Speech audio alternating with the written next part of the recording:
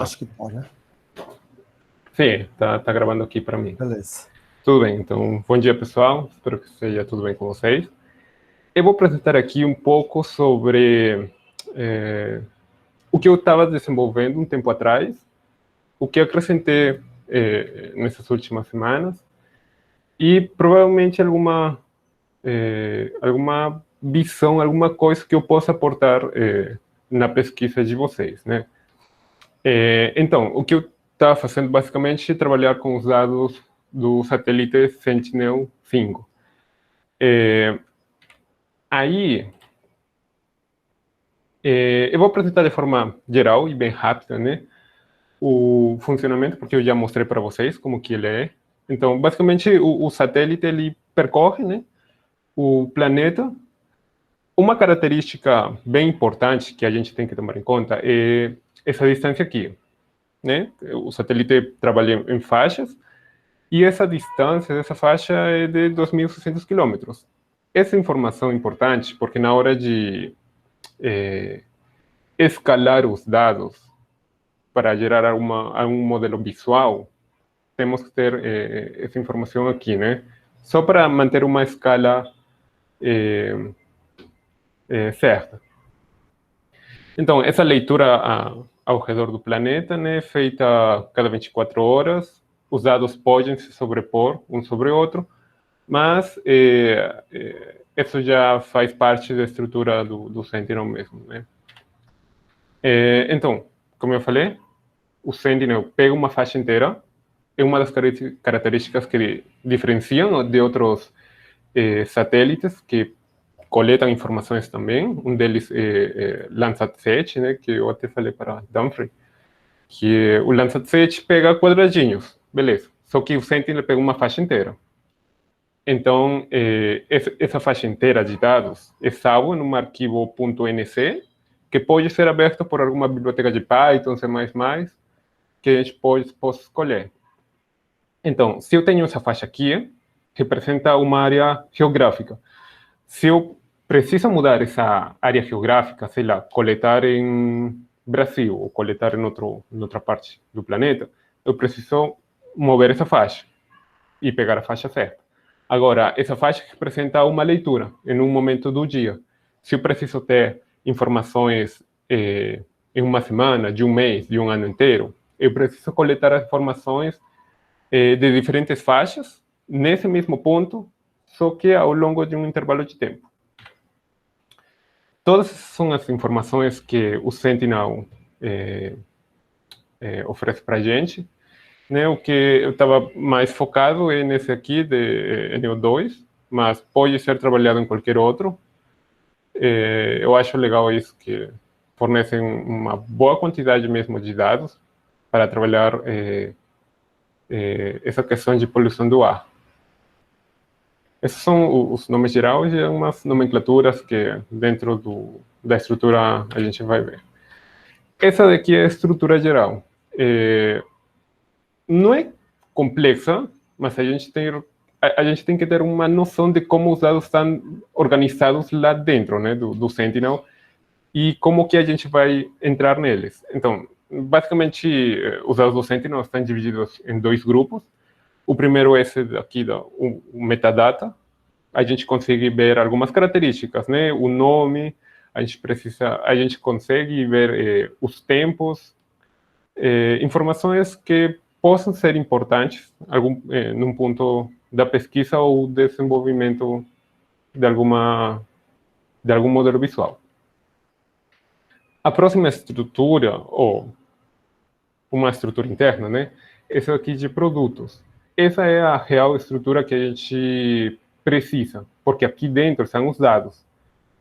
Então, do lado esquerdo está mais ou menos uma estrutura geral, como que as informações estão distribuídas dentro do Sentinel, e do lado direito, eu simplesmente plotei os atributos que estão lá dentro. Então, o que é de importância para a gente é o que fica dentro desse quadradinho vermelho, na direita, né? Temos os dados de tempo, temos as medições de NO2, E, além disso, temos outras medições que a gente pode trabalhar sobre isso. Beleza. Então, o que eu mostrei a semana passada foi basicamente pegar esses dados, né, entrar nessa estrutura e plotar esses dados. E, como eu falei, a forma de plotagem desses dados é como se fosse uma faixa de informações. Essas informações que estão aqui, num cor laranja, meio amarelo, são as informações de NO2. Então, como eu falei, pode ser utilizado qualquer tipo de biblioteca para mostrar esses dados e para coletar esses dados, né, para manipular esses dados. Um deles é CartoPy, de Python. Eu preciso também uma latitude e longitude, só para centralizar a imagem que eu estou me focando em analisar. Algum tipo de projeção, que é uma questão mais visual, né, para entender melhor os dados. E, além disso, algum tipo de informação. Pode ser mar, pode ser rios, pode ser nuvens, e assim por diante. Então, o próximo passo que eu fiz foi basicamente colocar um filtro ali. Uma das características do Sentinel é que ele tem um atributo que é a qualidade dos dados, que é esse aqui, que é a value. Na documentação, eles falam que esse filtro tem que ser aplicado sempre, mas com uma restrição entre 0,6 e 0,8. Por quê? Na hora de coletar os dados, né, do Sentinel, olhar para a Terra, tem nuvens, tem algum tipo de poluição que foge do que a gente quer. Nesse caso, são as moléculas de NO2. Então, simplesmente tenho a imagem original do lado esquerdo, com nuvens, algumas outras partículas. Eu apliquei um filtro de 0,5, baseado só em algum critério de testagem. E do lado direito, eu tenho só as partículas de NO2, né, da franja aqui. Então, aí já os dados dão uma boa melhorada e a gente já consegue trabalhar sobre isso. O próximo passo que eu fiz, basicamente, é delimitar essa região. Se eu tenho aqui a franja inteira, né, que o Sentinel fornece, eu vou delimitar ela. Eu vou colocar como se fosse um quadrado, um ponto superior direito e outro ponto inferior esquerdo, né, em latitude e longitude. E eu vou apresentar esses dados. É como se fosse uma máscara quadrada sobre a faixa que eu já tenho lá em cima. E uma das coisas que eu estava falando com o Danfrey é que se essa delimitação pode ser feita sobre regiões, pode ser países, pode ser cidades, pode ser estados. E, na verdade, pode ser feito sim. Só que ainda estou pesquisando a forma de delimitar o mais real possível, porque aqui eu estou botando um quadrado só, né, que é de fato que o Sentinel fornece para a gente. Mas eu acredito que deve ter alguma forma de delimitar isso de uma forma poligonal, pode ser. Então, eu estou mostrando aqui um pequeno fluxo de o que eu posso fornecer, ou o que eu posso acotar na pesquisa de vocês, a um curto prazo, que é pegar os dados de NO2, nesse caso, pode ser qualquer, em um intervalo de tempo. Nesse caso, essas informações que eu estou mostrando aqui é de um arquivo só, quer dizer, de uma leitura só. Mas o Sentinel, né, dá essa vantagem para trabalhar em intervalos de tempo. Só que, para conseguir esses arquivos .nc, que representem o dia de hoje, amanhã e assim por diante, em um intervalo de uma semana, um mês, um ano, precisamos de um script. Eu pesquisei, não é difícil. Eu acredito que o próximo passo que eu preciso fazer para conseguir coletar os dados dentro de um tempo, e depois de ter essas informações em um intervalo de tempo, precisamos delimitar essas regiões.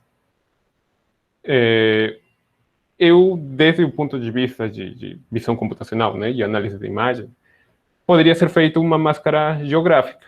né? Então, eu preciso só colocar sobre os dados que eu já tenho feito, sobre essa faixa, uma máscara que aproxima o mais possível a algum país, a forma de um país, ou de um estado, de uma cidade. E depois, seria só criar um dataset temporal, ou pode ser atualizar um dataset, como eu estava falando com Danfrey, para ter os dados prontos, né, para que sejam utilizados dentro de algum outro processo. Então, é isso que eu tenho feito até agora. Eu não sei se você tem alguma dúvida, alguma questão. Beleza, então, Jordan. Eu acho que o pessoal deve ter aí algumas perguntas, mas como eu vou começar com as minhas, então.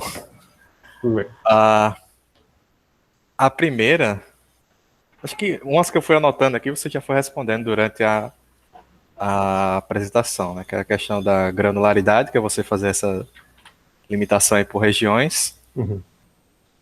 A outra coisa que eu anotei aqui é sobre a limitação de regiões, que o Igor falou, na verdade ele mostrou pra gente isso em algum momento, que tem tipo um site que eles desenvolveram uma ferramenta para você fazer justamente isso. Você marca uma região aqui nesse mapa, e aí eu acho que ele retorna um conjunto de pontos que representa essa região para você jogar nesse dataset aí e ele conseguir pegar os dados daquele ponto, daquela região específica que você marcou. Uhum. Mas aí entra seria uma solução, né, para poder pegar essa região, e a outra seria essa que você falou aí, sobre usar uma máscara, uma abordagem mais de visão computacional. Mas é isso beleza. Essas que eu falei isso foram meio que respondidas. A minha dúvida mesmo é em relação aos dados. Por exemplo, NO2. Uhum. Vamos supor que eu queira pegar esses dados de NO2 dessa base de dados aí, aqui da região do Rio de Janeiro, como Uhum. está marcado aí nesse mapa. Eu quero pegar isso e eu vou ter uma série temporal de NO2, né, ao final do seu trabalho. Uhum. Sei lá, de um ano, por exemplo, do começo de 2020 até o final de 2020. Só que esse NO2 que está sendo medido, ele está sendo medido em que altura?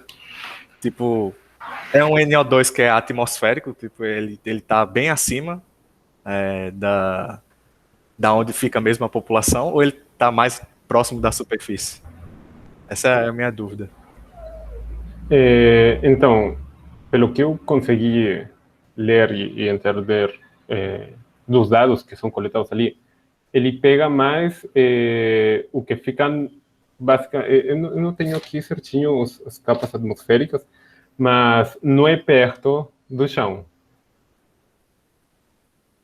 Ele, Tá, é porque acho que a origem da minha dúvida é que a gente vai pegar esses dados para fazer predição da curva de mortes de Covid, né? E aí eu não pesquisei isso, né, mas ao meu entendimento, a concentração de NO2, por exemplo, se tiver alguma influência na quantidade de mortes ou de casos, vai ser a influência mais próxima, tipo, o pessoal vai estar respirando e de alguma forma vai estar prejudicando eles. uhum, Eu não sei se essa medição mais numa altitude maior, ela vai representar o efeito do NO2 que o NO2 tem sobre as pessoas que têm o Covid. uhum, A minha dúvida maior é só essa. é. Eu não tenho uma resposta exata, é uma coisa que fugiu aqui, mas eu vou pesquisar sim, para ter uma resposta que possa ser o mais exata possível. Tá? Porque, por exemplo, o O3, eu acho que. Volta aí numa tabela que você mostrou. Uhum, O ozônio, ele tem duas linhas aqui, né? Tem o que é full profile, aí tem o que é tropospheric column, uhum, total column, ou seja, tem quatro aqui só do O3. isso. Talvez a diferença seja tipo isso, né? Não sei o que é esse tropospheric profile. Acho que é algum dos níveis, né, de altitude. Eu imagino que sim, mas é uma coisa que fugiu aqui, que eu não analisei a detalhe, mas eu vou esclarecer isso sim. Tá? Eu acredito que sim, porque tem muita informação lá dentro. Realmente tem muita informação. E na hora de manipular os dados, por exemplo, para o N2 aqui na tabela aparece só um, mas dentro da estrutura que eu mostrei lá manipulando em Python, tem como 5 ou 6. Sim, Então, eu vou pesquisar e vou dar uma resposta com maior exatitude. beleza. Arthur, tá, ele me falou aqui que a troposfera é entre 10 e 12 quilômetros de altura, né? De altitude. Aí pronto, a minha dúvida é justamente essa. Se eu pegar esses dados de NO2 ou de O3, por exemplo, entre Uhum. 10 e 12 quilômetros de altura, será que isso vai me ajudar a predição do Covid? Uhum. Aí eu não. Eu imagino que tem que ser uma medição mais próxima da onde a população está, né? De uma altitude mais baixa. Sim, Mas sim, enfim. sim. Arthur, então, levantou a mão aí. Na verdade, eu vou deixar para falar mais para frente, mas o que eu vou apresentar é basicamente a coleta de dados em dados pontuais na altura respirável, digamos assim. Então, acredito que isso aí possa sanar a sua dúvida. Ótimo. Pronto, para o trabalho de Arthur, eu imagino que faz mais sentido eu jogar esses dados que o Arthur vai capturar dentro de um sistema para fazer a predição do Covid. Eu acredito que esses dados tenham mais influência sobre Mas, as assim, pessoas que vão pegando eu Covid. acredito que mesmo os dados pontuais na altura respirável tendo mais influência, o que o Jordan conseguiu aí, eu acredito fortemente que deve refletir o espelho do que acontece na superfície. Então, esses dados aí, eles não estão aí por acaso. Eu acredito que eles estão aí porque é justamente o espelho. Então, a gente ainda não tem dados suficientes, mas eu acredito que com um curto período de tempo a gente consiga fazer uma pequena comparação. É porque eu sei que tem um estudo, por exemplo, de você pegar esses gases e aí você relacionar isso com estudos de clima, né? Então, tipo, efeito estufa, grau de absorção dos raios do sol. Aí talvez esses dados sejam mais focados ou voltados para esse tipo de estudo. Mas Só isso a gente vai entrando ter que verificar, né? Sim, Francisco. no que a Liane falou, pelo que eu estou vendo aqui, nós estamos na troposfera. De 10 a 12 quilômetros de altitude? Não, é da superfície até aproximadamente 10 quilômetros. Ah, tá. É da superfície até 10. Ah, então beleza. Danfra, então, quer fazer alguma pergunta? Eu tenho uma pergunta e uma opinião, na verdade. Né? Uhum. A pergunta é, só para entender melhor com relação à coleta, Jordan, tu passou uma latitude e uma longitude, mas isso não seria um ponto, não? E tu estava mostrando uma faixa. Eu não entendi muito bem. Nessa parte. Cadê? Essa aqui? Porque, por exemplo, é um quadrado, certo? E é como se fosse uma faixa, mas latitude e longitude seria um ponto, não? Seria. Mas aí como é que surgiu esse quadrado aí? É um conjunto de latitudes e tipo 4 latitude e longitude que fecha o quadrado, é? Eu imagino que por trás deve ter um. Eu dou para a função de Python 2 pontos só. O superior direito, o inferior esquerdo. Ah, Eu imagino que entendi. por trás deve ter uma função, né, que complete esse quadrado aqui. Basicamente Não, entendi. subtraindo. Uhum. Eu entendi, faz sentido esses 2 pontos. Uma opinião que eu acho aqui é que não sei se vocês e se o professor concordam. Eu acho que dá um artigo aqui a gente fazer justamente qual o nível de, justamente, os níveis de qualidade do ar das regiões da troposfera, estratosfera, mesosfera, enfim.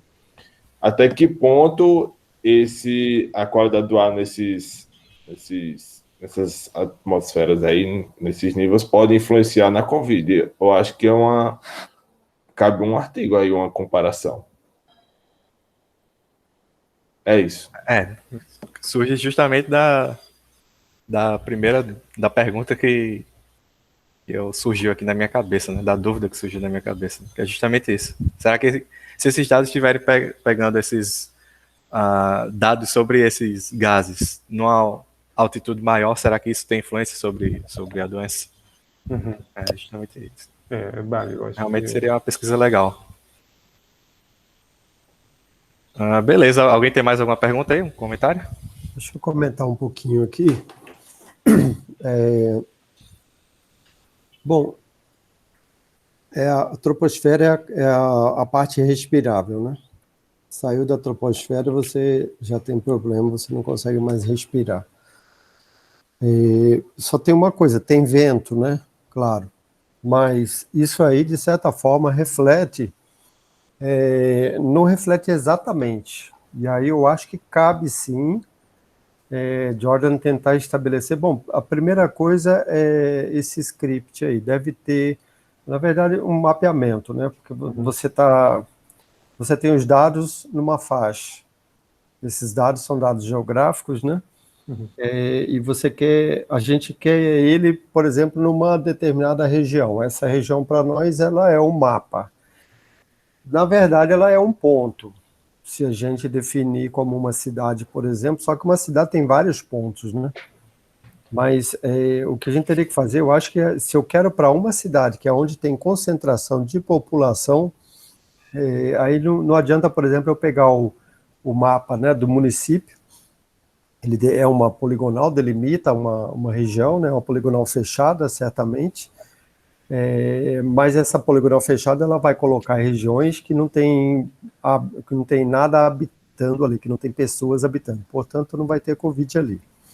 Acho que a Covid o estudo principal é concentrar isso nas cidades, então seria pegar as cidades que têm dentro, então aí cabe um estudo sim, Jordan, cabe você desenvolver essa função aí que vai fazer isso, que vai fazer primeiro o mapeamento dos dados que o satélite dá, né, da maneira como ele coloca, como ele eu creio que isso aí deve ser uma informação raster, não sei, né, pegar essa informação raster e mapear ela para dados de séries temporais, e mais de séries temporais.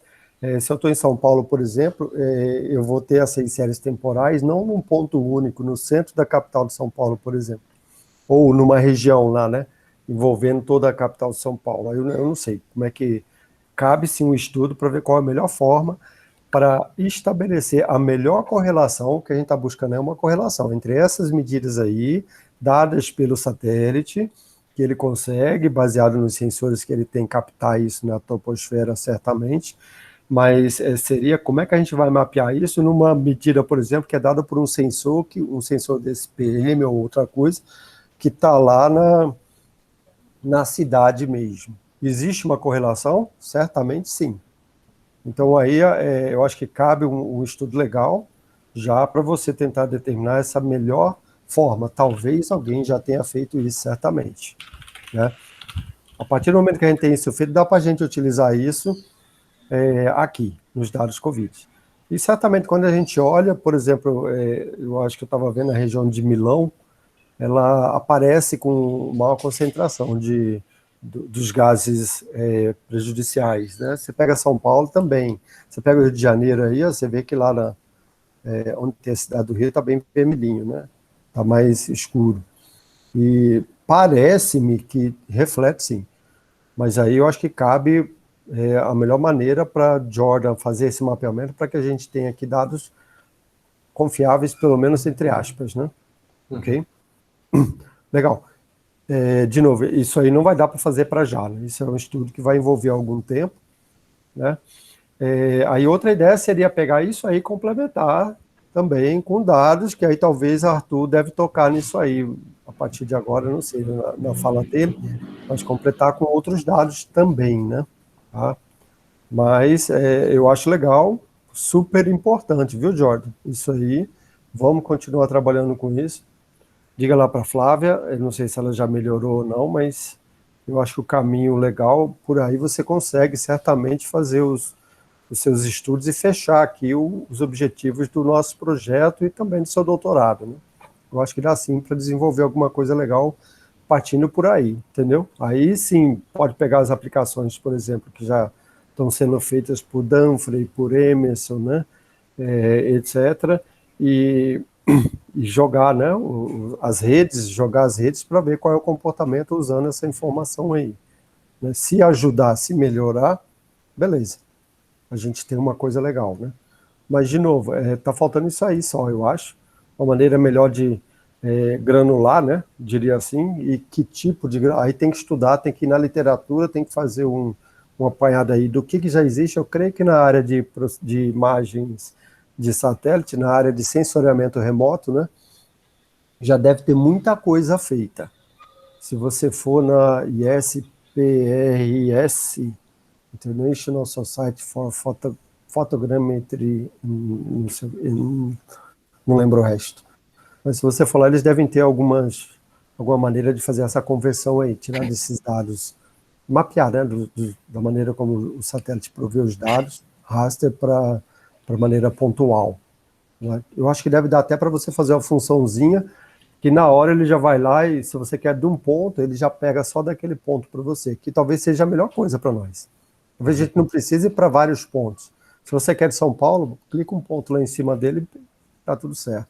Ele vai fazer uma amostragem aí Isso aí já existe, certamente, né? Como é que ele faz essa amostragem para dizer, não, desse ponto aqui é a média ou é uma gaussiana, não sei, né? O que mais vai influenciar ali talvez seja o ponto central, mas os pontos ao redor também influenciam, né? Eu não sei como é que é feito isso, mas certamente existe algum estudo feito em relação a isso. Aí é só a gente pegar e utilizar, você não tem muito que correr atrás e fazer sua própria transformação para isso, não. Eu acho que já existe método para isso na literatura.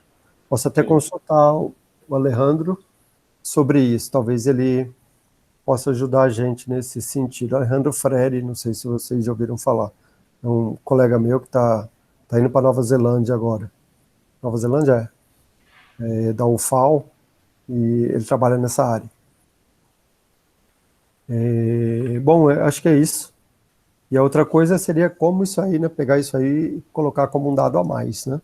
Isso aí tem que estar disponível realmente nas séries temporais, e aí tem que delimitar o início, né? Quando é que a gente vai começar os estudos? Em fevereiro de 2020, até atualmente, né? Tá? Para fazer isso aí. Beleza, legal. Tá bom. Beleza, então. Emerson, falar rapidamente aí para a gente já passar para o Arthur. Beleza. Bom dia, pessoal. Era só mais uma sugestão. Eu estava vendo o plot que o Jordan fez, esse aí. Assim, mais uma sugestão. Você poderia colocar um dado de densidade demográfica, né, por baixo, né? O mesmo plot. Aí você veria mais ou menos. E deve existir alguma estimativa de quanto tempo leva para um NO2 expelido entre aspas, deve ter alguma estimativa, né? Expelido aqui na nossa região, onde a gente vive, entre aspas, assim, sei lá, 60 metros, 70 metros, até o quanto de tempo ele demora para chegar nessa região que você coletou os dados. Porque aí, com essa estimativa você pode fazer você pode tentar pegar, por exemplo, eu quero saber às 10 horas da manhã. Aí quando você coletou essa faixa aí de NO2, você coleta ela meio que voltando, entre aspas, no tempo, para saber onde é que realmente estava esse NO2 naquela hora que você quis pegar. Porque se você fez essa coleta de dados às 7 da noite, pode ser que essas 7 da noite não represente exatamente a hora que seja 7 da noite onde aquele NO2 estava realmente na parte da nossa camada. Então, não sei se existe isso, estou mais que chutando aqui, mas é uma forma de ver o problema também. Você faz uma sobreposição demográfica aí com esse gráfico que você já tem, com esse plot, e tenta fazer essa estimativa de quanto tempo demora para ele subir da nossa camada para a camada mais acima, que é essa que você está pegando entre 10 quilômetros aí, mais ou menos, para tentar fazer uma estimativa de onde é que estava realmente naquele momento do dia que você quis pegar. É mais uma ideia. Viu, Emerson? Esses dados aí, o satélite ele está pegando da distância de 0 até 12 quilômetros. Então, significa, quer dizer, ele está apontado para baixo, e aí ele tem um direcionador que consegue pegar uma faixa, e essa faixa é de 0 até... Quem está contribuindo aí mais, a gente não sabe o horário, né? Realmente não sabe se passou uma camada muito grande lá em cima de NO2 ou de alguma coisa, né? Mas eu acredito que quem esteja contribuindo mais aí seja o que está embaixo mesmo, é o que está mais próximo da Terra. Que é onde a gente está largando, onde tem mais concentração, né, também? Isso, tem mais concentração. Entendi. À medida que ele sobe, a concentração diminui. Entendi. Que eu também estava pensando assim, mais naquela questão que o senhor falou do vento, né? Porque o vento vai subindo e vai ficando mais forte, né? Então pode ser que leve parte desses dados, dessa concentração. Mas pensa, o que está embaixo sim, ainda está contribuindo, né? É o que tem mais se tem algum, né? embaixo, está concentrado embaixo, ele está contribuindo para o que você está vendo aí. Uhum. Né? Entendi, e aí, certamente, perto das cidades é onde tem a maior concentração. Não sei se dá para aproximar, se chegou a aproximar isso, Jorge, e verificar. Eu dei um zoom aqui, e sim, realmente nas partes onde tem cidades, tipo o centro do Rio, tem uma maior concentração. Então, significa que realmente é isso mesmo. Ele tem uma correlação. Você consegue tem uma correlação. saber que a quantidade embaixo está sendo representada aí também. Sim. Beleza. Seria só estabelecer o grau de certeza, né? Só para a gente ter assim, não, a gente fez um estudo aqui com outros estudos que colocam filtros para poder captar isso nas cidades, e isso aqui está próximo, então dá para utilizar esses dados. Só para... Isso aí valida, né? Até uma partezinha inicial do artigo, validação dos dados. Sim. Eu acho legal também a parte da densidade demográfica, né? Isso. Eu acho que é importante, sim. Bem legal, né? Porque a gente tem a nossa hipótese, né? É justamente o método científico que vai ser aplicado aí, né? A gente tem a nossa hipótese aqui de que talvez influencie, talvez não. E aí a pesquisa vai demonstrar justamente isso. Se tem, até que nível existe essa correlação aí. Sim, certo. Beleza. Beleza. Valeu, Jordan. Tá bom. Arthur, então, assume aí. Obrigado. A gente vai passar um pouco do tempo, tá? Então vai ficar até 11... A gente começou 10h08, né? Então vai ficar até umas 11h10 aí, se todo mundo puder ficar, pra gente ter mais tempo para conversar sobre o que o Arthur vai apresentar aí. Então, pode ir aí, Arthur. Bom, obrigado, gente.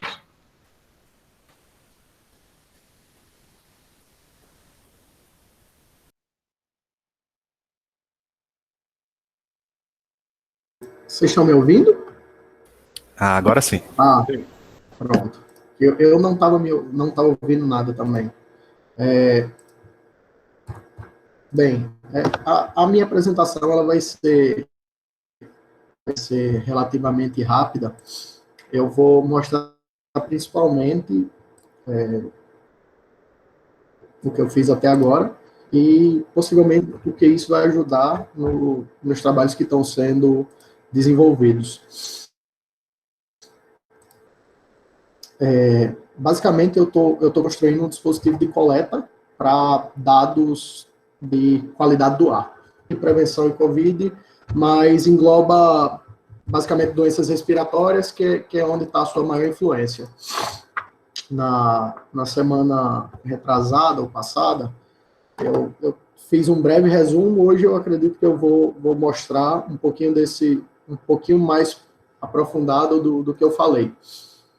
Então, alguns pontos que eu vou abordar hoje é o que é o índice de qualidade do ar, como calcular esse índice. Só um momento, você está apresentando aí? Oi?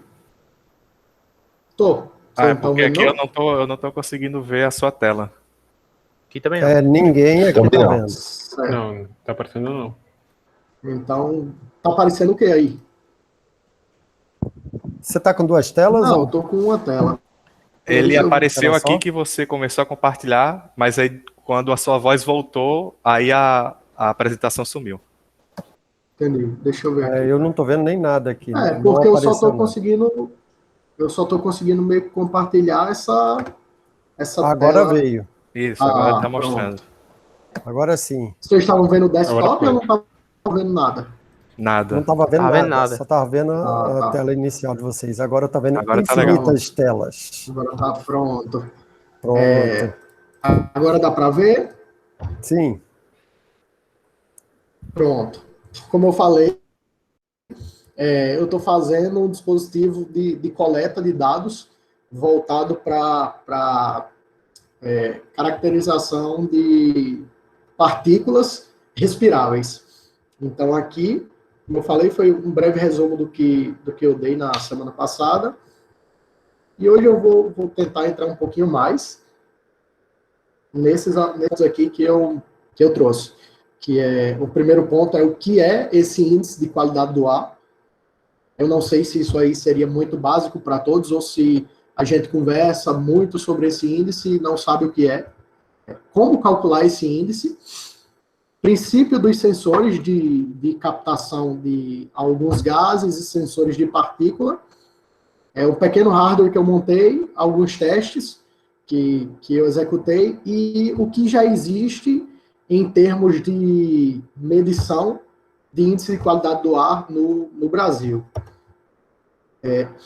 Basicamente, as especificações para medição de qualidade do ar, elas estão descritas aqui nessa tabela. Então, quanto mais complexo digamos, não vou dizer câmara de medição, quanto mais complexo é o sensor, digamos assim, o conjunto de sensores, mais pontos ele consegue capturar. Então, desde compostos halogenados, que aqui cloretos, fluoretos, metais pesados, até monóxido de carbono. Existem diversos sensores para captar individualmente cada um desses componentes químicos. E mais para frente eu vou mostrar também que existe uma norma técnica brasileira que diz aonde especificamente esses sensores têm de ser instalados para que você consiga dados condizentes com a realidade. Não é porque eu tenho um sensor aqui de CO2 que eu posso simplesmente deixar embaixo da minha cama e sempre vai dar muito baixo e esse dado vai estar certo. Não é assim que funciona. Então, não existe uma norma a nível mundial. Basicamente, a OMS ela dá alguns valores que podem ser seguidos e cada país ele faz a sua norma interna de qualidade do ar. O Brasil começou a falar muito de qualidade do ar de 2016. Esse aqui antes não existia, mas eu diria que do ano 2000 até o ano de 2020, de 2000 para cá, essas duas últimas décadas, esse sistema, ele basicamente só mudou a quantidade de dados que são disponibilizados, mas a quantidade de pontos medidos, ele está bem estagnado, de acordo com o que eu pesquisei. Só para vocês terem noção de um número, no Brasil hoje, existem cerca de 204, esse dado pode estar um pouquinho desatualizado, talvez 10% para mais, não sei, ou para menos. Existem cerca de 204 pontos de medição de gases, partículas flutuantes, qualquer ponto que interfira na qualidade do ar respirável. E desses 204 pontos, cerca de 75% está na junção de São Paulo e Rio de Janeiro. E, como eu vou mostrar mais na frente, o restante ele está em Espírito Santo e um pingado no Rio Grande do Sul, um pingado na Bahia. Mas, basicamente, aqui são as recomendações da OMS de cada tipo de partícula. Então, basicamente, partículas respiráveis tamanho médio, partículas respiráveis tamanho pequeno, SO2, CO, ozônio, NO2. Essa aqui é a tabela da OMS. E aqui é o padrão nacional que foi estabelecido em 2016. Então, só para a gente ter noção aqui, o nosso padrão nacional ele não fala nada de partículas de tamanho 2,5 micrômetros, e quando a gente olha para 10 micrômetros, a média de 24 horas, ela é 3 vezes maior do que o recomendado pela OMS. Então, eu não consegui entender muito bem se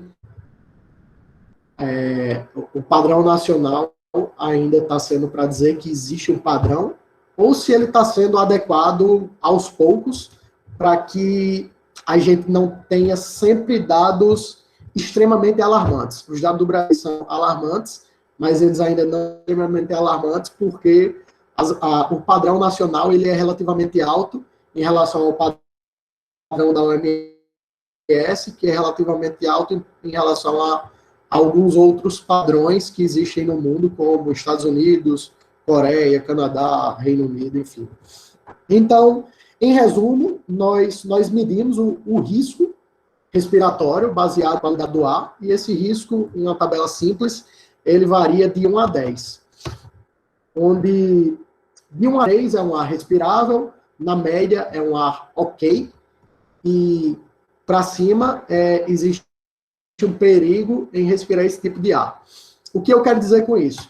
Eu quero dizer que, de todos esses pontos que existem, que podem ser aferidos, podem ser medidos, se um desses pontos aqui estiver acima do máximo permitido para o tipo de risco, todo o padrão de respiração daquele local ali, ele vai de acordo com o ponto mais alto.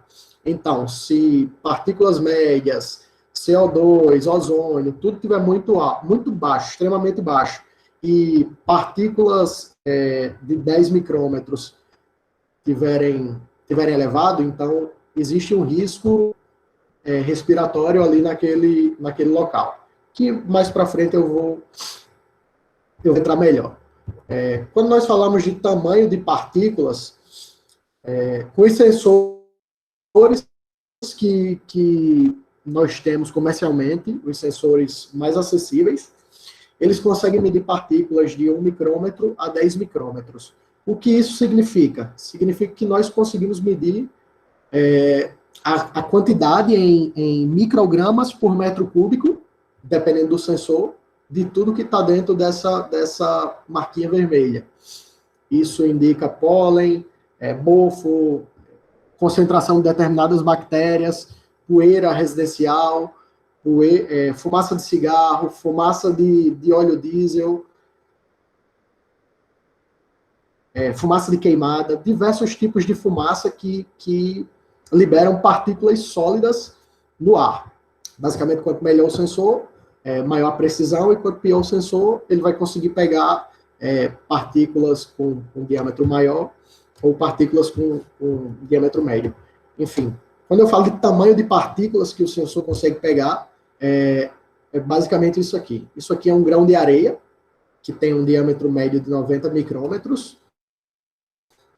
Isso aqui é um fio de cabelo. E o sensor que a gente está procurando trabalhar, ele vai captar dados da ordem de 1/5 do diâmetro do cabelo e 1/4 do 1/5 do diâmetro, que, traduzindo para números, seria 10 micrômetros, que é uma partícula de tamanho médio / alto, respirável, claro, e uma partícula de tamanho pequeno, respirável. Tá.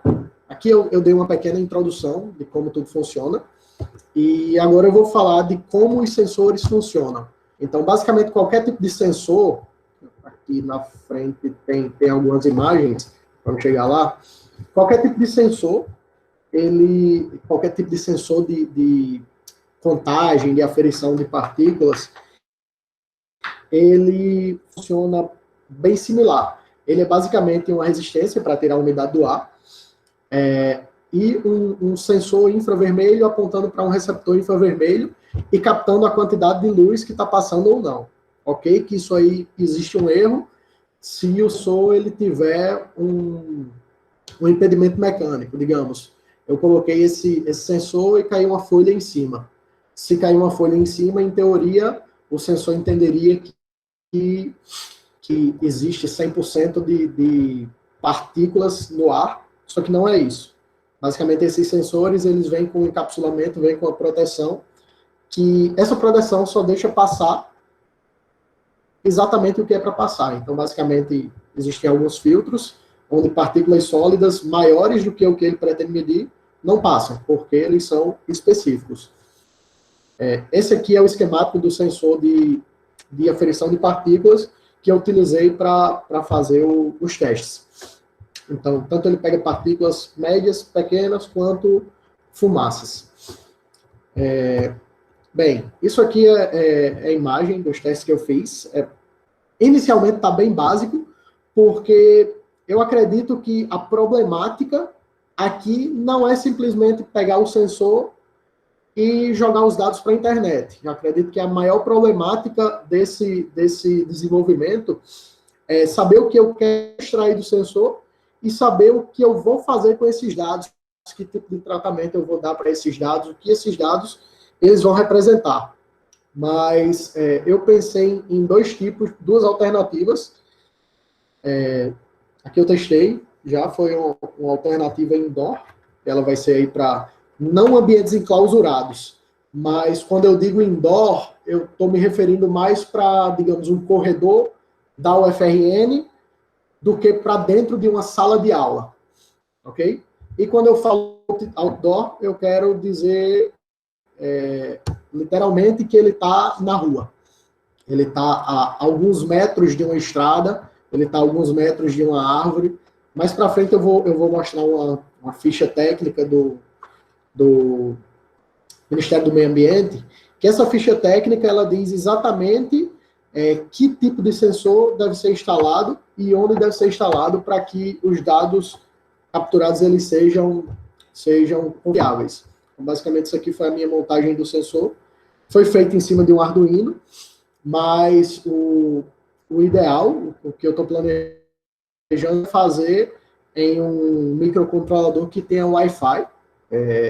Eu não fiz ainda porque esse sensor aqui ele funciona em 5 volts e o microcontrolador com Wi-Fi ele funciona em 3 volts. Então, eles são incompatíveis em termos de leitura. Eles podem se tornar compatíveis se adicionado um chipzinho chamado conversor bidirecional, mas eu não encontrei o meu. Então, para validar, eu fiz com a placa Arduino. Então, se o sensor for instalado indoor, a gente já vai ter um ambiente protegido. Basicamente é necessário uma fonte, uma internet, Wi-Fi, e esse sensor ele vai conseguir funcionar aí 24 horas por dia, 7 dias por semana. Só que a aferição desses sensores, a recepção de dados desses sensores não são dados instantâneos. Todos esses sensores, todas as normas, elas esperam receber média de dados de algum período de tempo. Deixa eu ver se eu adicionei aqui atrás. Aqui. Basicamente, os dados eles são feitos a partir de médias de dados. Então, isso indica que se eu pegar um sensor, colocar o sensor aqui, passar um caminhão, e o nível do sensor disparar, de partícula média, digamos, o nível de partícula média desse sensor que eu acabei de ligar e passou um caminhão, deu 200. Esse dado 200, para mim, nesse período de tempo que eu deixei, ele não representa nada. Por quê?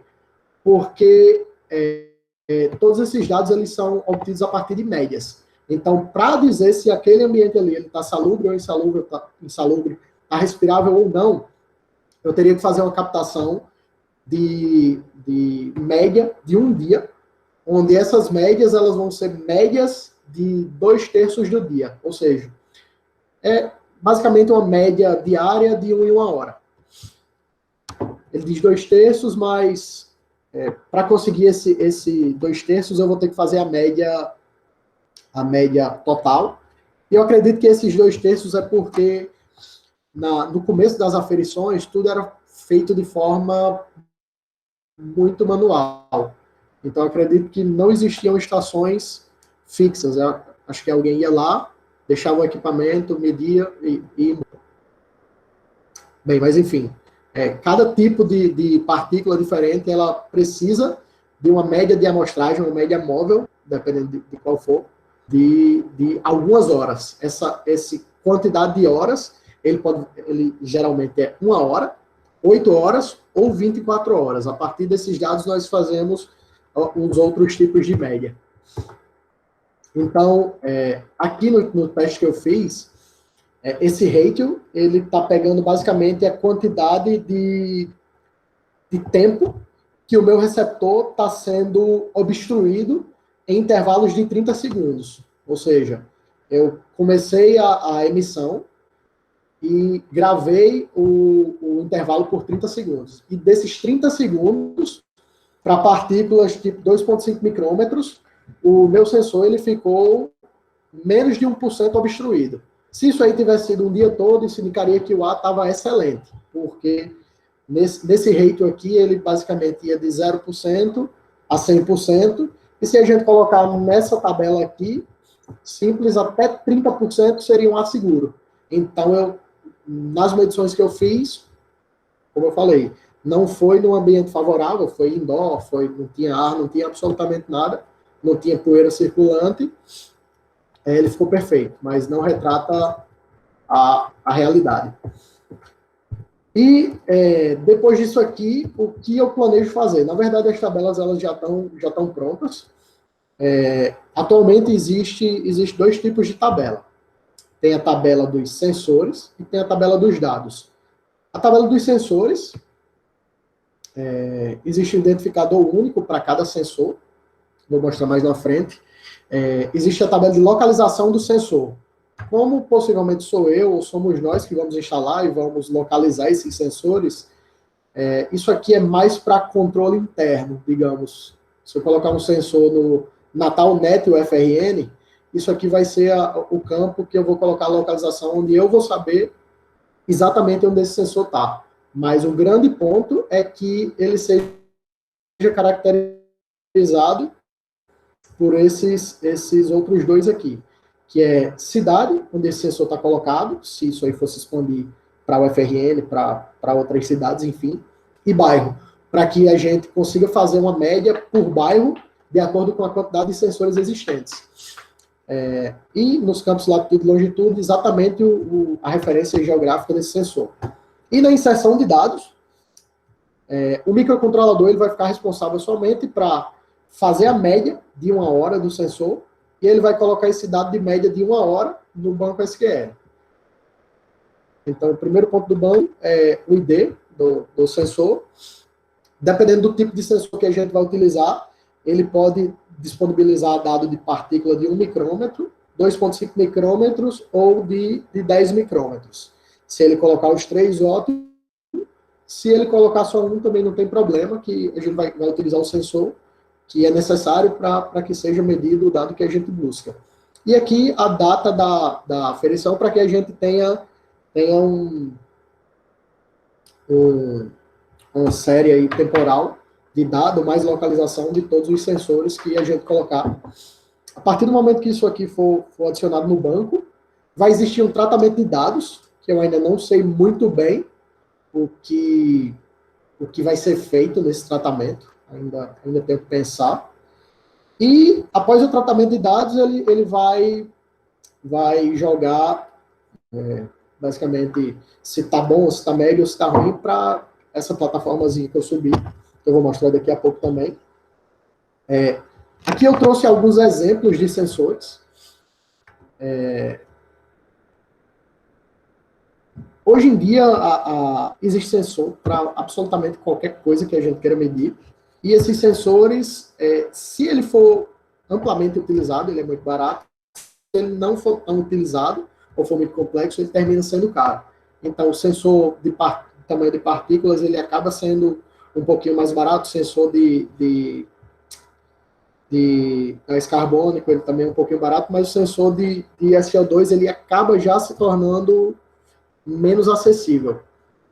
O sensor de NO2 eu não lembro se eu não encontrei ou se eu simplesmente esqueci de adicionar. Mas eu encontrei na China esse sensor aqui, ele custa R$1.000, esse módulo, que esse módulo aqui ele é quase uma estação que consegue medir 100% dos parâmetros necessários para que seja feito aí um índice de qualidade do ar. Então, absolutamente todos os sensores necessários, até umidade e temperatura ambiente, ele consegue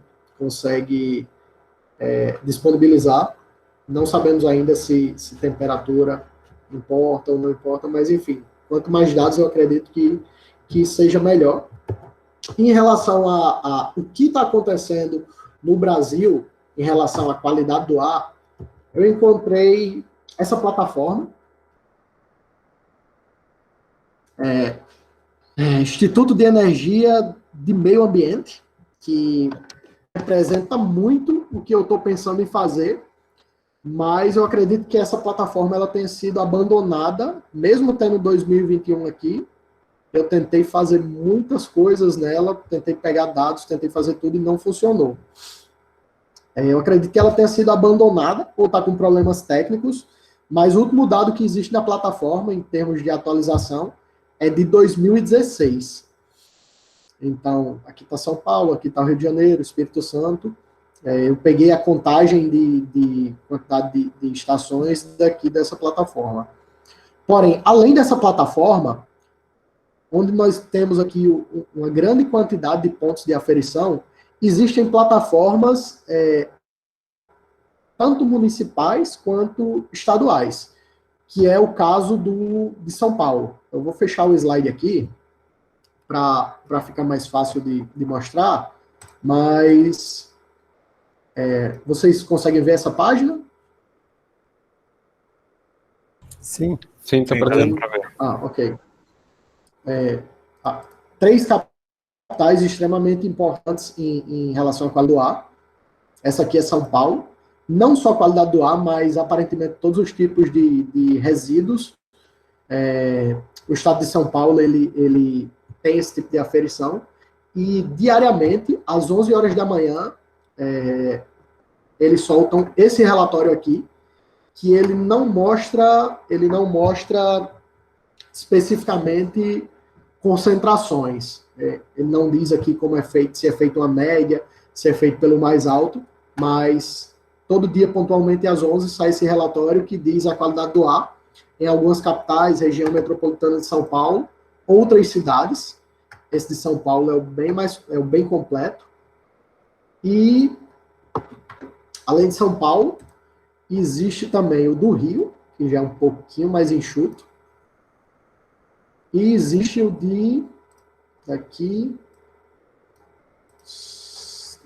da qualidade do ar do Espírito Santo, onde dá para ver, não em tempo real, mas ele também é atualizado num curto período de tempo. Então, o que eu pretendo fazer para o desenvolvimento, para a captação do dado, ele gira bem em torno do que já acontece aqui, mas aqui acontece no centro-sul, basicamente da Bahia, o ponto mais ao norte, nordeste, no caso, é Salvador, que é um único ponto. Depois de Salvador, só existe no Espírito Santo, Rio de Janeiro, estado de São Paulo, e alguns pontos mínimos no Rio Grande do Sul, mínimos mesmo. Eu vou encerrar aqui, mas ainda tem algumas coisas para falar, a hora já tá extrapolando. Eu só vou mostrar aqui algo que eu coloquei no ar. Aqui é o mapa de Natal, e aqui são alguns pontos referentes à qualidade do ar que está puxando da tabela dos sensores. Claro que esses pontos aqui eles não são reais, eu coloquei dados aleatórios. Na verdade, a Douglas ele fez quase tudo só. E quando eu cheguei, eu só dei os toques finais. Mas aqui eu coloquei alguns dados aleatórios mostrando, em teoria, se a qualidade do ar ela estaria boa ou não estaria tão boa. Ok? Então, se vocês tiverem perguntas, eu sei que eu falei bastante, não consegui passar tanta coisa porque o assunto é extremamente complexo, extremamente abrangente. Beleza. Achei bem legal essa última imagem aí que você mostrou, né? Como vai ficar. Eu anotei algumas dúvidas aqui. Se alguém tem alguma dúvida, quer começar? Eu comecei da outra vez, né? Não, era só. A gente até utilizou os dados de qualidade do ar, esses que ele mostrou, né? A gente utilizou no artigo. Né? A gente pegou uma tabela, analisou esses dados e fez mais ou menos isso, né? Pegar o pior dos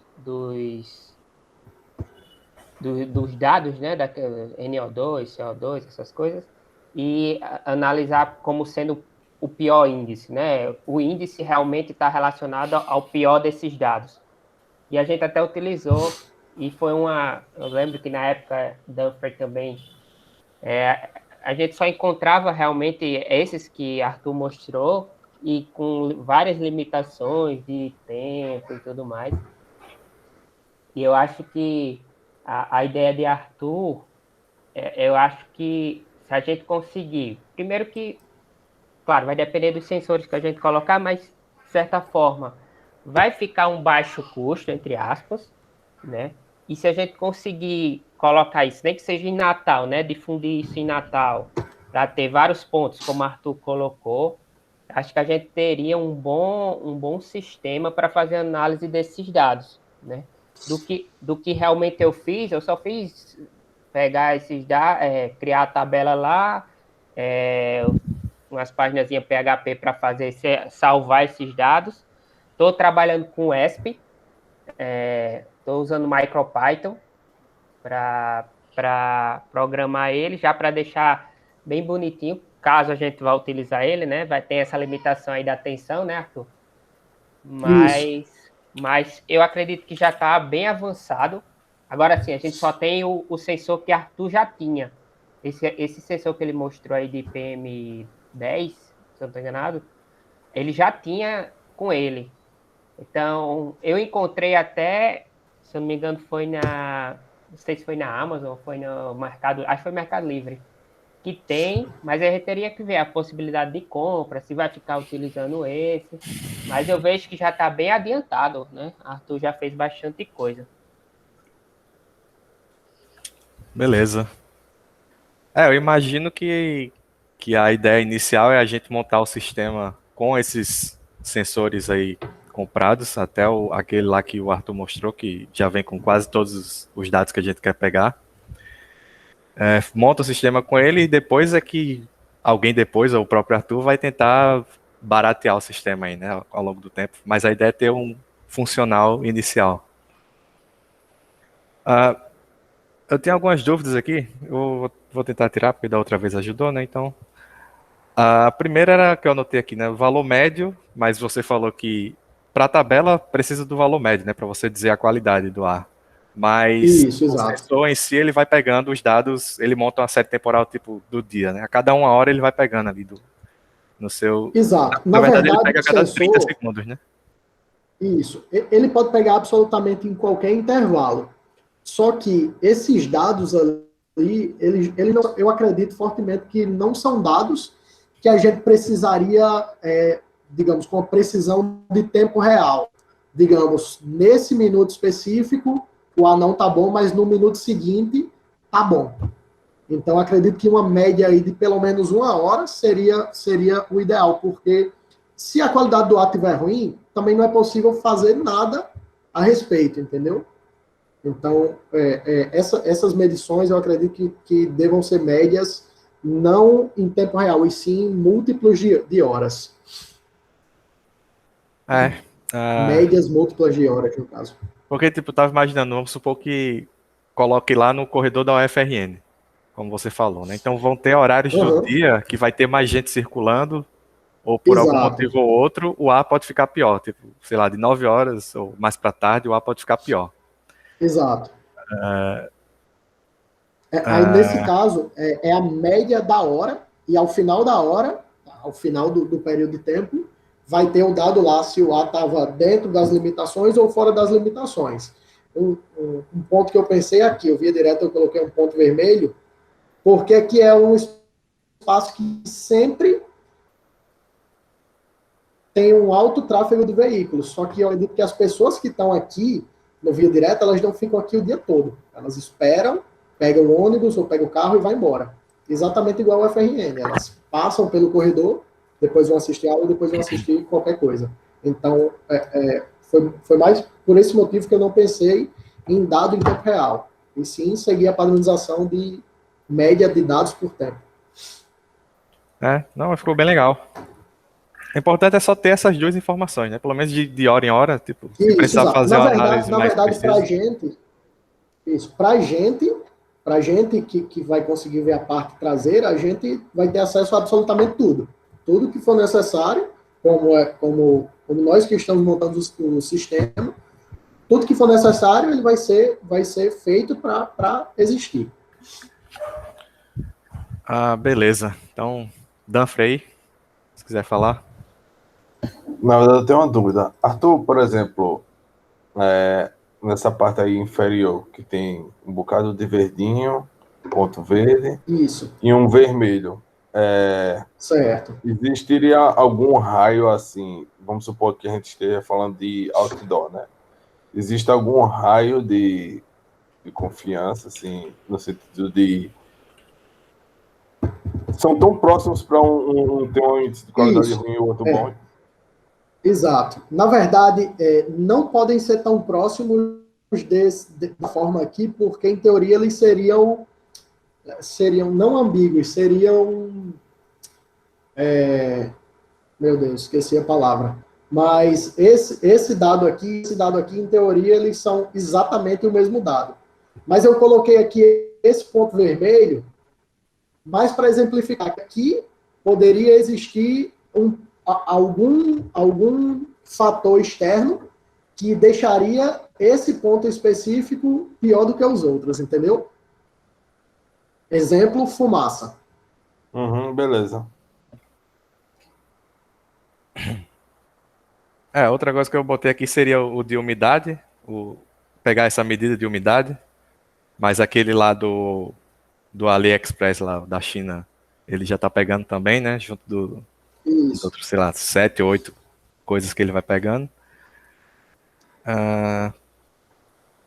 Beleza, a minha dúvida era essa das séries temporais. Alguém tem mais alguma dúvida? Eu acho que essa questão Mais dos alguma dados, sugestão? essa questão dos dados, a gente vai conseguir tirar mais dúvidas quando a gente começar a analisá-los, né? Capturar eles e analisá-los. Assim, com relação a essas questões de distância, né? Aqui foi só um exemplo que Arthur colocou mesmo para mostrar. Exato. Aqui nesse documento do Ministério do Meio Ambiente, ele diz exatamente onde cada tipo de monitor ele tem que ser alocado. Aqui é um exemplo do monitor de ozônio, que dependendo da quantidade de veículos que passa pela via, ele tem que ter uma distância mínima da via. Exemplo, aqui é veículos, mas está totalmente ligado à densidade demográfica, porque basicamente quanto mais pessoas moram ali, mais veículos vai passar, ou se aquilo é uma via principal. Então, se é uma via pouco percorrida, eu posso colocar o sensor basicamente na via.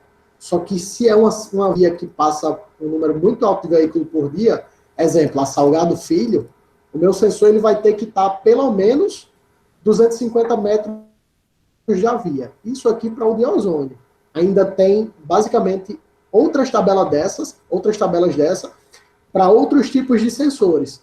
Que eu acredito que quando nós colocarmos na média, eu não vou poder entupir na tal de sensor, porque eu vou ter limitações em relação à distância de vias, ou de árvores, ou de prédio, ou de pontos, coisas do tipo. Né? E se cada sensor tiver uma tabela dessa aí também, vai ser meio complicado. Exato. Tem um sistema que tem todos os sensores num canto só, né? Mas aí a gente vai ter que, possivelmente, juntar as tabelas e fazer para Natal, de acordo com a média de todas as tabelas. Ou utilizar não sensores múltiplos, e sim sensores únicos, se a gente quiser adequar melhor. Pessoal, infelizmente a gente vai ter que encerrar. Vamos nos ater, a gente já está em 10h23 da manhã. 10h20. Desculpa, 11h20 da manhã. Só comentário final, Arthur, excelente, parabéns, eu acho que está no caminho mais do que certo.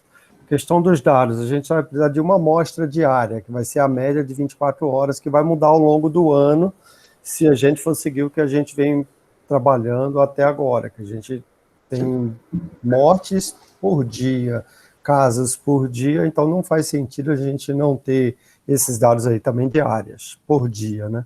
Mas é claro, a gente pode manter isso nos nossos arquivos internos, aí se alguém precisar desses dados com maior granularidade, por exemplo, a gente pode passar, tanto temporal quanto espacial também. Mas, por exemplo, só precisaria de um dado de Natal, que vai ser provavelmente a média de todos os sensores que a gente vê aqui. Mas isso aí eu acho que está legal, a gente vai evoluir ao longo do caminho. Parabéns, Jordan, parabéns, Arthur, eu acho que a gente está no caminho exato. Só não dá para inserir, dá para até para inserir alguma coisa agora, se vocês quiserem, no artigo a respeito disso, dos dois tipos de coisas que a gente vem trabalhando, mas colocar talvez lá em trabalhos futuros, ok? Isso assim, não dá para a gente, eu acho que a gente não tem tempo hábil para esse artigo, mas a gente conversa sobre isso lá no outro curso de qualidade do ar, ok? Valeu. Não vou abrir para mais ninguém, senão a gente não sai daqui, tá certo? Vamos nos ater a isso. Ô, professor, bom dia, professor. Só um pedido. Eu estava num evento aqui do trabalho, não consegui chegar a tempo. Aí eu queria só que o senhor disponibilizasse a gravação para me assistir mais tarde, se possível. Sim, eu vou disponibilizar. Vai ficar, essa gravação vai ser disponibilizada, tá ok? Agradeço. Beleza, galera. Valeu. Pessoal. Bom dia. Só lembrando, próxima semana é Dunphy e Emerson. Isso, Dunphy e Emerson, né? Só para lembrar. Valeu. Valeu, gente. Obrigado. Valeu. Tchau, tchau, pessoal.